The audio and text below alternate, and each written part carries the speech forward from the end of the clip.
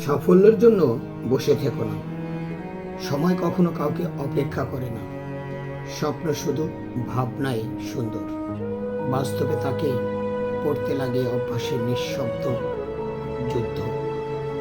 প্রতিদিনের ছোট ছোট কাজ নীরবে গড়ে তোলে তোমার আগামীর ভবিষ্যৎ।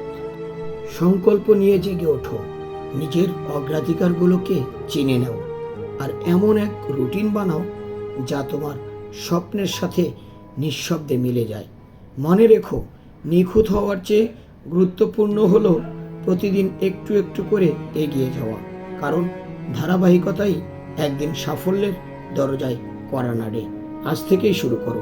একটা ছোট অভ্যাস, একটা ছোট পরিবর্তন, একটা ছোট সিদ্ধান্ত, দেখবে এই ছোট ছোট পথে একদিন তোমাকে পৌঁছে দিবে তোমার গন্তব্য স্থলে। ধন্যবাদ। ভিডিওটি যদি ভালো লাগে অবশ্যই লাইক, কমেন্ট, শেয়ার করে পাশে থাকবেন।